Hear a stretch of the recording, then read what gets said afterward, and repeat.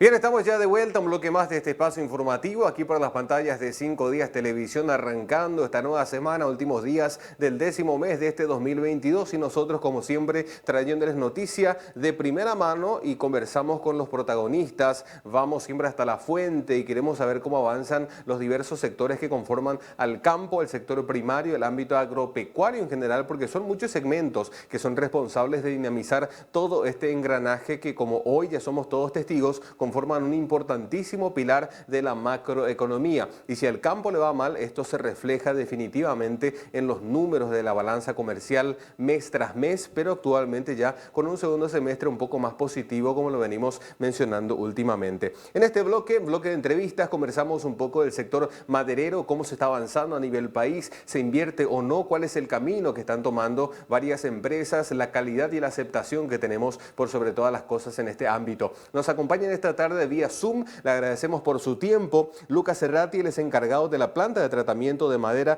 de la cooperativa Volendam Limitada, una cooperativa que está hace muchos años trabajando en el sector productivo, por supuesto brindando oportunidades y herramientas a muchísimas familias productoras a lo largo principalmente de San Pedro, pero también de zonas aledañas. Lucas, ¿cómo te va? Muy buenas tardes y gracias por tu tiempo. Quien le agradece el tiempo a usted y les agradezco también el espacio. Muy contento de estar acá en 5 días. Normalmente, Luca, conversamos con muchos referentes que nos hablan todo el tiempo de lo que es la soja, de lo que es el maíz, de lo que es el trigo y otros segmentos afines, pero también existen otros ámbitos muy importantes que dinamizan toda la economía, como es el sector maderero a nivel país, ¿no? Así mismo es. Sobre todo acá en la zona de San Pedro, un buen grupo de los productores, el sector de plantaciones forestales podría decirse, un sector complementario para los que son productores agrícolas y también para los productores ganaderos. La mayoría trabaja con producciones mixtas también. Tienen el sector de plantaciones forestales como un apoyo a sus demás producciones en el campo. Y desde la cooperativa Volendam están apoyando muy de cerca a este segmento que apuesta por las plantaciones mixtas, ¿no? La cooperativa Volendam es un foco que tiene ya hace más de una década, ¿verdad? Podríamos hablar ya incluso de 2 décadas que está trabajando en el tema de las plantaciones forestales.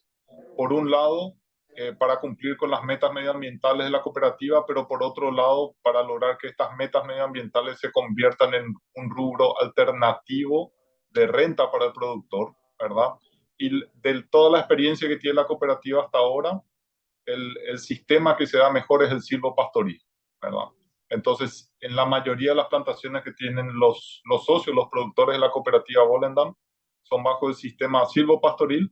Sin embargo, hoy en día ya se están haciendo pruebas de consorciar con otros productos, como la yatrofa, la chuta, algo de plantación con combinación con agricultura también. Ya se están haciendo pruebas de consorciar, pero la mayoría de nuestras plantaciones no son plantaciones forestales puras, son realmente plantaciones consorciadas. Podríamos decir 80% podrían estar bajo el rubro silvopastoril de las plantaciones bien establecidas. Eso es importantísimo lo que mencionas, Luca, porque hoy también otros segmentos como el agrícola, el pecuario netamente, van buscando o van migrando de metodología hacia las buenas prácticas que ayuden justamente a ser más amigables con el medio ambiente, tener mayores niveles de captura de carbono, todos estos alineados a los grandes objetivos que tenemos para el año 2030. Es así mismo. En ese sentido, para la cooperativa Volendam, estos no son objetivos nuevos, porque la cooperativa ya los incorporó en su matriz de producción y su matriz medioambiental hace ya mucho tiempo. En ese sentido, yo creo que la cooperativa fue pionera en este sentido y de a poco se van incorporando alternativas nuevas desde el punto de vista medioambiental o incluso desde el punto de vista como rubros, como el tema de captura de carbono y demás, ¿verdad? Que hacen que sea darle un poquito más atractivo al sector de plantaciones, hacerlo más atractivo para el productor de campo. Eso es fundamental. Ahora, Luca, ¿cómo venimos trabajando desde el tratamiento, cómo ha evolucionado en los últimos años y cómo está estructurada hoy día? La planta de tratamiento se constituyó para darle una opción en realidad al productor forestal de la cooperativa y los productores forestales vecinos nuestros de la cooperativa y de cooperativas podríamos decir, vecinas y amigas y asociadas en cierto punto, como la cooperativa Friesland, que está bastante cerca nuestro y con quien trabajamos varios temas, sobre todo forestal en conjunto, ¿verdad? Como para darle una alternativa de que obtenga una mejor renta por sus plantaciones forestales, ¿verdad? Nuestro objetivo principal va apuntado a, en realidad, generar mayor valor para la madera del productor, como siendo que la cooperativa es dueña de la planta de tratamiento, ¿verdad? Y los productores son dueños de la cooperativa, nosotros podemos darle ese foco de ver de qué manera, desde la parte industrial, contactando con el mercado, podemos transferir la mayor cantidad de renta al productor forestal. En ese sentido, la idea de la impregnadora encaja bastante bien, porque una impregnadora es una de las industrias forestales que podríamos decir más diversidad de madera recibe, ¿verdad? En el sentido de que utiliza maderas de porte bastante pequeño hasta maderas de porte bastante grande. Entonces, dentro de plantaciones bastante heterogéneas como las que son las que tenemos acá en la zona, es una opción muy interesante y realmente ayuda a agregar valor a la madera del productor en dos sentidos. Uno, en el sentido de la cercanía, ¿verdad? Al estar la industria cerca del productor, reducimos los costos de flete. Y por otro lado, al controlar nosotros la estructura de precios, lo que tratamos de hacer es de pasar la mayor cantidad de valor posible dentro de nuestra estructura de costos a lo que es el productor. Entonces, ese es nuestro foco, así venimos trabajando desde el 2019. El mercado en general, bueno, empezó durante muchos años estuvo bastante parado el mercado de la madera tratada. Como los demás mercados de la madera de valor en Paraguay, es un mercado que depende mucho de la construcción, ¿verdad? Del rubro de construcción en general, y en nuestro rubro específico depende mucho más de la construcción rural. Para lo que más se usa el producto que nosotros trabajamos es para construcciones rurales, sea desde alambrados, corrales, tinglados, casas en el campo, pero casi todo es construcción rural. Entonces dependemos mucho de la construcción y dependemos mucho también de cómo le va el campo, ¿verdad? Esos son nuestros ejes hoy en día de orientación de mercado. Y como nosotros también lo veníamos avisorando, Luca, creo que va a haber una diferencia positiva, si mal no me equivoco, de unas 100.000 hectáreas más de soja, por ejemplo, que se van a estar sembrando o a las que se apunta para esta nueva campaña. Esto imagino que también representa un gran incentivo, estímulo para este sector maderero, ¿no? Es así mismo, porque en la medida, estamos todos en la misma bolsa, podríamos decir. En la medida que a los agricultores les va bien, ¿verdad? Ellos eh, construyen más, esa es la realidad, y en la medida que ellos construyen más, usan más madera para estas construcciones. Entonces, lo interesante de lo que nosotros le vendemos para su rubro es que es materia prima para construcción que es producida en su misma zona, ¿verdad? Entonces, es como que tiene una ventaja adicional. Entonces, con este concepto es que nos fuimos posicionando mucho en las construcciones rurales, que ellos vean que esta plata que invertían en construcción era valor que iba quedando en su misma zona, incluso muchas veces para los mismos productores, ¿verdad? Son productores forestales también de soja, construyen su infraestructura de tinglado, por ejemplo, con su propia madera de plantaciones, ¿verdad? Entonces, eso es una sinergia muy positiva, pero que depende finalmente que a todos les vaya bien, ¿verdad? Le tiene que ir bien a la soja, le tiene que ir bien a la ganadería y le tiene que ir bien a las plantaciones forestales. Lo interesante es que son rubros, si bien son complementarios en el campo, dependen de mercados diferentes. Entonces, es muy difícil que a todos les vaya mal al mismo tiempo. Y hay productores forestales son también ganaderos o de rubros agrícolas que nos han comentado que en momentos donde le fue mal en un rubro, muchas veces el forestal le ayuda a sostenerse, a pasar esos meses malos hasta llegar a de nuevo a tener buena cosecha en el rubro agrícola. Pero las noticias que estamos teniendo ahora desde el rubro de la soja realmente nos alientan mucho a nosotros para lo que sería nuestro presupuesto y venta del año que viene. Esa diversidad es sumamente importante. Ahora, Luca, para conocer un poco más, los productores que trabajan en esta zona del país, ¿qué clase de especies suelen utilizar? ¿Cuáles son las más ventajosas en términos de procesos o tiempo de rendimiento o costos de producción? Incluso, ¿cómo se manejan actualmente? Hoy podría decirse que el rey es el eucalipto, ¿verdad? En sus diversas variedades que ya están instaladas en Paraguay hace años. Hay también algo de pino en la zona, pero yo diría que tenemos alrededor de 35.000 hectáreas plantadas en San Pedro. no creo que pasemos de las 700 hectáreas o tal vez 800, exagerando vamos a llegar a 1000 hectáreas de pino, ¿verdad? Entonces, la diferencia de proporción es bastante grande, ¿verdad? Por lo general, se debe a la alta velocidad de crecimiento y la alta adaptabilidad que tuvo el eucalipto en nuestra zona, ¿verdad? Cosas que todavía no se consiguen con el pino. Los ciclos del pino también son mucho más largos, tienden a ser el doble o el triple que un ciclo del eucalipto. Entonces, es algo que toma más tiempo de por sí en desarrollar. Entonces, hoy en día el eucalipto en la mayoría de sus variedades es lo que más tenemos disponible como materia prima y es también lo que se sigue probando en genética nueva para ver cómo conseguir mejores rendimientos y mejor calidad de madera. Y en promedio, Luca, ¿cuánto cuesta producir una hectárea? No sé si se manejan de esa forma y cuánto duran los ciclos del eucalipto actualmente. Nuestra zona, los costos promedios que manejamos de plantación bajo el sistema silvopastoril son de alrededor de $1.500 la hectárea, ¿verdad? De establecer el cultivo. Van a variar obviamente según el tipo de suelo, según la accesibilidad del suelo, pero eso es como un promedio general que se tiene hoy en día, ¿verdad? Obviamente si es un campo natural que requiere más trabajo en el suelo para habilitarlo va a ser más caro.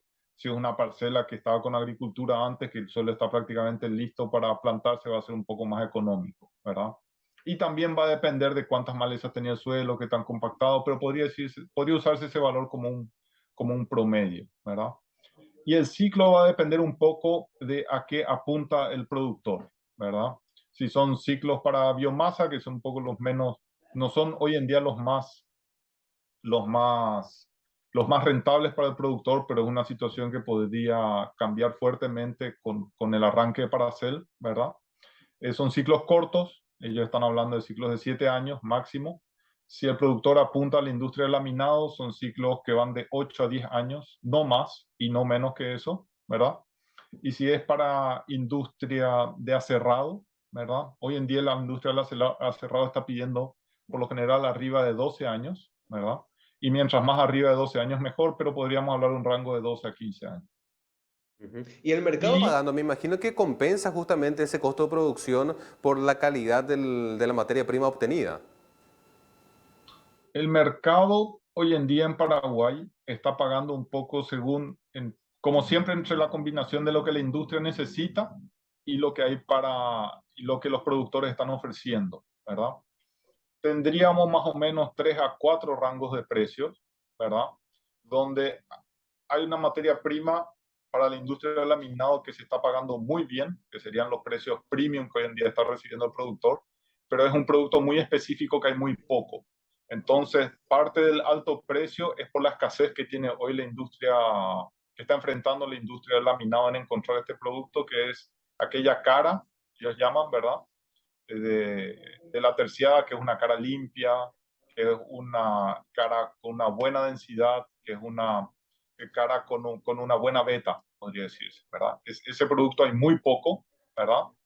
Y entonces el productor está recibiendo un muy buen precio, pero al mismo tiempo no hay mucho disponible, ¿verdad? No hay muchos productores que tienen esta materia prima. Estamos hablando de valores que oscilan entre podría decirse, 230 a 280 mil guaraníes la tonelada, ¿verdad? Obviamente no todo el rollo sale en eso, incluso en los mejores rollos es una proporción del rollo de 8 o 9 años en lo que se va a eso. De ahí le sigue una calidad de producto que tiene una diferencia muy grande en valor, que está entre los 150 a 170 mil guaraníes la tonelada, que es un producto muy similar, pero que por un motivo u otro no tuvo poda, que tiene alguna imperfección, entonces que la industria del laminado ya no puede usar más en la cara, ¿verdad? Entonces, y es un producto que hay mucho, y eso se refleja en la diferencia del precio, ¿verdad? Se paga 30-40% menos por ese producto. Y después estamos nosotros, que es la industria del tratamiento, ¿verdad? Que aprovechamos un poco todos los intermedios, que son, básicamente nosotros aprovechamos los raleos, no aprovechamos mucho los productos de tal raza. Nosotros estamos para elevar el producto de los cortes intermedios de la madera, para elevar el precio de ese producto. Lo que si no sería como leña, nosotros tratamos de usarlo como poste y pagar mejor por eso. Nosotros estamos pagando entre 90 a 130 mil guaraníes la tonelada o el metro cúbico en pie, ¿verdad?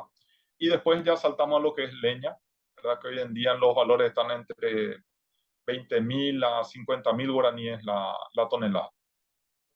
Sumamente interesante. Y el auge en los últimos años de productores que empiezan a incursionar en este rubro, ¿cómo lo percibís? Entendiendo que, bueno, visto desde fuera podría ser un rubro riesgoso por los elevados ciclos que tiene que cumplirse. Sí, sí. Por un lado, es la inversión más grande que tenemos acá a puertas nuestras en el norte, en nuestra zona, es la de Paracel, ¿verdad? Y eso vino a sacudir un poco el sector de las inversiones, incluso en el sector forestal en el norte, ¿verdad? Porque igualmente es un sector que tiene actores bastante interesantes en volumen, ¿verdad? Si nos fijamos, por ejemplo, en lo que está haciendo Unique Woods, ¿verdad? Que tienen volúmenes también bastante considerables y que están hace varios años creciendo sostenidamente en el sector, ¿verdad? Pero es parte de una tendencia que nosotros vemos, en la que Paraguay se está posicionando como un destino atractivo para inversores forestales por sus condiciones de clima, por sus condiciones de suelo, ¿verdad? Hay proyectos anteriores, ya de unos 10 años de antigüedad, o incluso un poco más, que están teniendo muy buenos resultados. Entonces, como se está viendo que la parte productiva está resultando bien en Paraguay, están viniendo cada vez más de estos proyectos de inversores grandes forestales a Paraguay, y que es natural en un rubro donde el ciclo más corto es de 10 años. Es natural que tarden uno o dos ciclos en generarse estos movimientos de inversores grandes, ¿verdad? Y uno o dos ciclos estamos hablando de 10 a 20 años, ¿verdad? Entonces, a nosotros no nos extraña este movimiento de inversores grandes, ¿verdad? Más allá del alto riesgo del rubro, nosotros creemos que lo que estaba frenando a los inversores antes era poder conocer un poco más cómo se daba el sector en Paraguay, ¿verdad? Si bien la mayoría de los proyectos grandes tiene interés en vender algo en el mercado local, casi siempre están enfocados al mercado internacional, ¿verdad? Y a lo que apuntan es a poner una pata en el mercado local, pero en general suelen poner la pata más grande en el mercado internacional. Entonces, la conectividad que nosotros tenemos a través del río, ¿verdad? Y los grandes volúmenes que hemos estado moviendo de otras materias primas como los granos y demás a través del río, es lo que a ellos les da la tranquilidad de que van a poder mover también grandes volúmenes del producto madera. Entonces, más allá del riesgo, nosotros creemos que es natural que los ciclos sean lentos, ¿verdad? Pero sí vamos a ver un auge que se va a ir incrementando en los proyectos importantes de plantaciones forestales, ¿verdad? Por un lado, lo está empujando el alto precio de la madera internacional, ¿verdad? Por otro lado, lo está empujando este auge que está viendo ahora con el tema de bonos de carbono, donde sí se pueden usar las plantaciones para comercializar los bonos, ¿verdad? Por otro lado, Paraguay está empezando a ser muy bien posicionado y al mismo tiempo ya tenemos plantaciones suficientes de muy buen rendimiento de muchos años que le demuestran al inversor que el sector funciona, ¿verdad? Que el, que el rubro funciona en Paraguay. Entonces, de a poco creemos que se van a ir dando proyectos cada vez más interesantes en el sector, tanto en San Pedro como en Concepción e incluso también en el sur, que también hay proyectos bastante grandes. Qué bueno, eso es bastante importante conocer las buenas noticias también, Luca, y transmitir esto a la audiencia. Ahora, en cuanto a normativas, ¿cómo venimos? ¿Cómo se encuentra el sector forestal en cuanto a legislaciones? ¿El Infona acompaña también el crecimiento del rubro?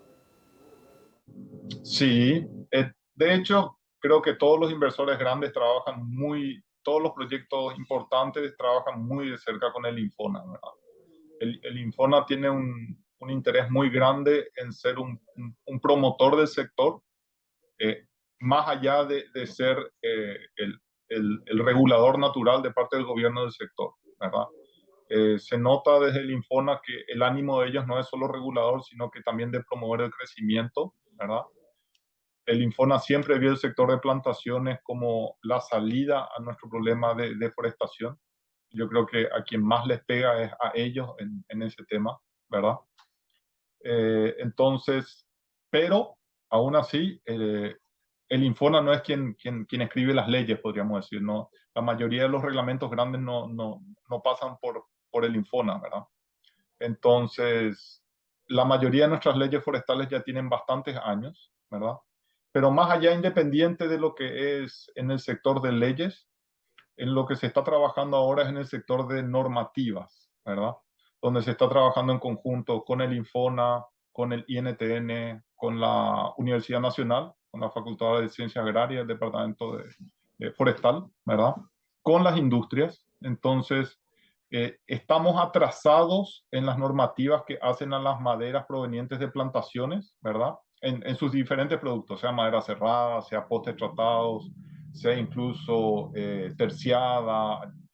En la mayoría de los productos que provienen de plantaciones forestales estamos bastante atrasados en las normativas que establecen los estándares que tienen que tener estos productos. Entonces, hoy en día lo que pasa es nos guiamos por estándares de afuera, ¿verdad? Por normativas brasileñas, normativas chilenas, normativas argentinas. Entonces, lo que está haciendo el sector es ponerse al día en generar normativas nuestras paraguayas, ¿verdad? Y en eso está empujando tanto el Infona como la Universidad Nacional, como el INTN con el sector privado en conjunto, ¿verdad? Entonces, se está haciendo ese trabajo, es cierto, podríamos hacerlo más rápido, pero creo que ahí es un poco la responsabilidad compartida, más allá del Infona, creo que de todo el sector de empujar juntos. Es También así, la FEPAMA justamente está esto también trabajando. busca un poco de llamado, mover un poco la estantería para que justamente el ámbito público pueda empezar a no solamente actualizar las normativas que van a ser un beneficio importantísimo para el rubro, para que pueda empezar a dinamizarse, apuntar a más mercados internacionales y mostrar cada vez mayor calidad, ¿no? Así es, así es. Y eso es muy importante lo que acabas de mencionar. En la medida que tengamos normativas nacionales, vamos a poder atacar también el mercado internacional. Porque, de hecho, lo que uno tiene que hacer es que la normativa nacional sea compatible con los estándares internacionales, ¿verdad? Entonces, de esa forma, si nosotros vendemos localmente lo que son con estándares internacionales, ya exportar es un paso muy simple, ya no hay que trabajar tanto el tema de calidad como trabajar el tema logístico, ¿verdad? Se me pasó mencionar la FEPAMA, con quien también estamos trabajando de cerca en eso, ¿verdad? Y también, independiente del tema normativo, en otra área donde estamos un poco rezagados en el área de promoción de los productos en sí. Y en eso estamos trabajando como industria, con otras industrias en nuestro sector, viendo cuáles son las formas en las cuales, me refiero a promoción interna, ¿verdad? La mayoría de los productos con los que nosotros trabajamos son muy conocidos afuera y son mucho más utilizados afuera en muchas más cosas de las que las usamos acá. Entonces, estamos trabajando también fuertemente como sector como para dar a conocer al sector de la construcción local, al cliente local de madera, todas las cosas que puede hacer con los productos que hoy tenemos en Paraguay. Porque es un tema cultural también. Que normalmente el paraguayo está acostumbrado a tener el falso concepto de que lo que se hace aquí no es de la misma calidad de lo que se hace en el exterior y hoy día la realidad es totalmente distinta, a veces es sumamente superior a lo que se está haciendo afuera. Tal cual, tal cual. En realidad, los obstáculos más grandes que tenemos que sobrepasar son realmente culturales, ¿verdad? Venimos también de una situación en el pasado donde en Paraguay se usaba mucha madera nativa y tenemos que también reconocer como sector que la madera nativa paraguaya es de las maderas de mejor calidad del mundo, ¿verdad? Entonces, cuando cuando tenemos que hacer el cambio, empezar a trabajar con maderas de plantaciones, ¿verdad? También tenemos que entender que no son maderas de la misma calidad, pero justamente por eso tienen otra forma de usarse y se usan para otras cosas también, ¿verdad? Entonces, eh, enfrentamos la cultura de que si no es un lapacho y si no es un uraputá, no sirve, digamos, ¿verdad? Entonces, y no es tan así. Hay cosas para las que no sirve y hay cosas para las que sí sirve que no se conocen, ¿verdad? Entonces, realmente nuestros mayores obstáculos son culturales. Tenemos ya productos de muy buena calidad en nuestro país en madera de plantaciones, como estás mencionando, y tenemos ejemplos de uso de esos productos ya en nuestro país, ¿verdad? De cosas que la gente no conoce para las que se están usando la madera y que si pudiéramos masificar más esos usos que ya se están dando en nuestro país, tendríamos una realidad muy diferente para el sector. Entonces, dar a conocer, socializar, compartir es una parte muy importante de lo que tenemos que hacer de aquí en adelante para mostrar nuestro producto, como decir, para demostrar que no es una inferior calidad a lo que está viniendo de afuera y que se puede usar para muchas más cosas de las que se está usando. Eso es así, sin lugar a dudas. La producción nacional no por el simple hecho de apoyar, sino por corroborar esto en primera persona de la calidad que no tiene nada que envidiar a lo que se está produciendo hoy en otros países del mundo. Luca, vamos a ir redondeando porque me estoy quedando sin tiempo lastimosamente. Entonces, ¿cómo percibís este final de ejercicio? Y en base a lo que mencionaste, quizás en el corto plazo vamos a empezar a visualizar el impacto de lo que hoy se está generando con las nuevas industrias que están llegando al sector. Al final de este ejercicio, que sería el 2022, ¿verdad? Al cierre de este año, es un año difícil porque viene de un año difícil de lo que fue la zafra pasada, ¿verdad? Nuestros clientes principales son el campo, y no solo, y el campo tiene dos grandes sectores en Paraguay, ¿verdad? La región oriental y la región occidental del Chaco. El Chaco está hace un tiempo ya bastante golpeado por la seca, y la región oriental recibió un golpe muy fuerte en lo que es agricultura en su producción del año pasado. Entonces, este año nosotros sabíamos que era un desafío porque cerrando el año pasado ya veíamos cómo venían las condiciones. En ese sentido, nosotros podemos predecir bastante bien cómo va a estar el año, porque dependemos de las zafras que se empiezan a dar cuando va terminando el año, ¿verdad? Entonces, nosotros podemos predecir, no exactamente, pero a grandes rasgos podemos predecir cómo va a ser el periodo siguiente en lo que es ventas. Entonces tratamos de enfocarnos mucho este año en lo que es promoción, en lo que es contacto, en buscar nuevos productos, en buscar nuevas alternativas, nuevas salidas, porque se veía que iba a ser un año difícil, ¿verdad? Independiente al ciclo en sí, al ciclo corto de un año, sabemos que estamos dentro de un ciclo más grande, que es un ciclo en el que van creciendo las plantaciones muy fuertes por la instalación de nuevas industrias, ¿verdad? Por ahora, lo que se está viendo en lo que se está plantando este año, que ya empezó la plantación de la zafra, ¿verdad? Principal nuestra, es por lo menos en ciertas partes del norte es bastante positivo, hay mucho para esperar, puede pasar mucho todavía, ¿verdad? Pero vemos con bastante optimismo a los ciclos que vienen hacia adelante. Si en un año tan difícil como este pudimos más o menos a grandes rasgos mantener las ventas, creemos que hay muchas posibilidades y que sobre todo el crecimiento pasa un poco por lo que podemos hacer nosotros, ¿verdad? Como gremio, como industrias asociados en lo que es promoción, ¿verdad? Incluso en ciclos difíciles creemos que se puede crecer bastante, que hay mucho espacio para crecer. Fundamental eso y un llamado para todos aquellos inversores que estén buscando nuevos segmentos donde apostar no solamente capital, sino generar un dinamismo para el rubro, para las comunidades y cientos de miles de familias que al fin y al cabo se ven beneficiadas de forma secundaria y terciaria por todas las cadenas de valor que se van generando. Luca, queremos agradecerte por tu tiempo en esta tarde, importantísimo el pantallazo que nos acabas de dar de este segmento tan importante que conforma uno de los engranajes más macro de nuestra economía y año tras año vamos viendo el auge y crecimiento y por supuesto esperamos tener más novedades próximamente. Desearte muchos éxitos y como yo siempre digo, esperando que nos sea la última entrevista. Así mismo, compartimos, soy yo el que agradece, le agradezco muchísimo el tiempo, le agradezco muchísimo la oportunidad, sabemos que es una ventana muy importante y mejor decir, hasta la próxima, ¿verdad?